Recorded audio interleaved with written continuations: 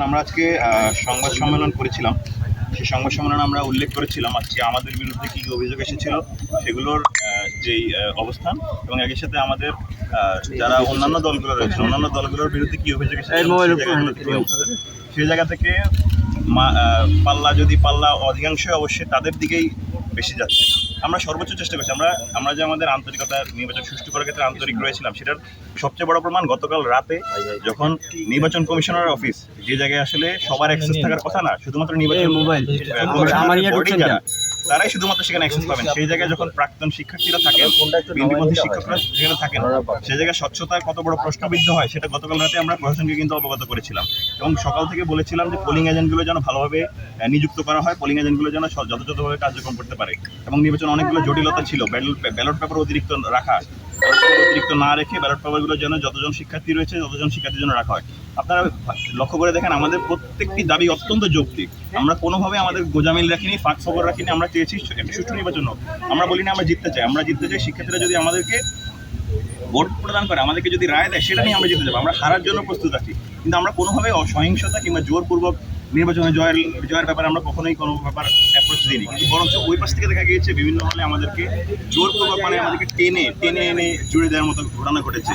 তারা গিয়ে ভোট কেন্দ্রে গিয়ে হট্টগোল করেছে, সামান্য নখের কালি আধা ঘন্টা ধরে পাওয়া যাচ্ছিল না, সেখানে গিয়ে বলা হচ্ছে যে নির্বাচন কারচুপি হচ্ছে।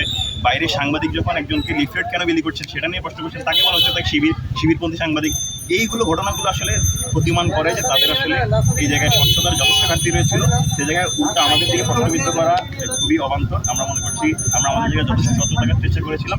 এর বাইরে যদি কোনো কিছু কারো যদি গণতান্ত্রিক চর্চার অধিকার রয়েছে, তারা যদি নির্বাচন বর্জন করতে চায় বা নির্বাচন থাকতে, এটা অবশ্যই তাদের রাইট রয়েছে।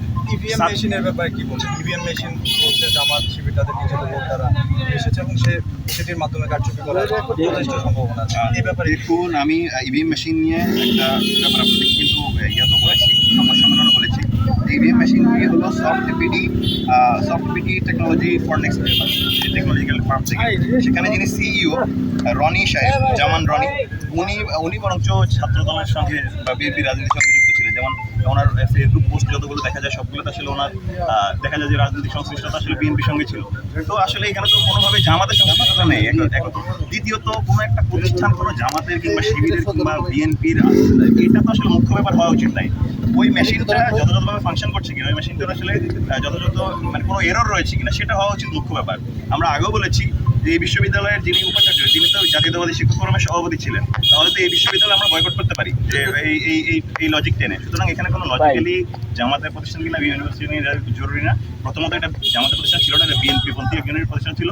এবং দ্বিতীয়ত, প্রশ্নের জায়গাটা এটা না যে কার প্রতিষ্ঠান, বরঞ্চ প্রশ্নের জায়গাটা এটা যে মেশিনটা কিংবা ডিভাইসটা আসলে যথাযথ ট্রান্সপারেন্ট কিনা, সেটা জায়গা ছিল। ছাপিয়ে রেখেছিল ছাত্র শিবির, এরকম একটি অভিযোগ। এটি সম্পূর্ণ অযৌক্তিক একটি, ব্যাপারে কোনো প্রকার আমাদের তথ্য নেই। এবং বরঞ্চ আমরা শুনেছি গতকাল রাতে ব্যালট পেপার নিয়ে অনেক চেষ্টা করা হয়েছে, কিন্তু এগুলোর ব্যাপারে আমাদের কোনো যৌক্তিক প্রমাণ না থাকে আমরা অভিযোগ আনি। সেক্ষেত্রে আমাদের ব্যাপারে এই অভিযোগটা আসলে খুব একটা নির্বাচন বর্জনীয় আমাদের অবস্থান পরিষ্কার। আমরা নির্বাচনে অবস্থান করছি। নির্বাচন সকাল থেকে আমরা চেষ্টা করেছি আমাদের সর্বোচ্চ ধৈর্যের পরিচয় দেওয়ার। নানা রকম অপপ্রয়াসের চেষ্টা করা হয়েছে, আমাদের অনেক ফাঁদ পাতা হয়েছে। আমরা যথেষ্ট শান্ত থাকার চেষ্টা করেছি। এর বাইরে তবুও যদি কারো কাছে মনে হয় যে এই জায়গায় আসলে নির্বাচনে তাদের জায়গা থাকা উচিত নয়, তারা তাদের গণতান্ত্রিক চর্চা করতে পারেন, তারা সেখানে নির্বাচন বর্জন করতে পারেন। আমরা শিক্ষার্থীদের রায় পাওয়ার অপেক্ষা আছি। শিক্ষার্থীরা যদি আমাদেরকে ভোট প্রদান না করে, সেটাও আমরা মেনে নেব। যদি আমাদেরকে বিপুল ভোটে জয়লাভ করেন, তাও আমরা মেনে নেব। আমাদের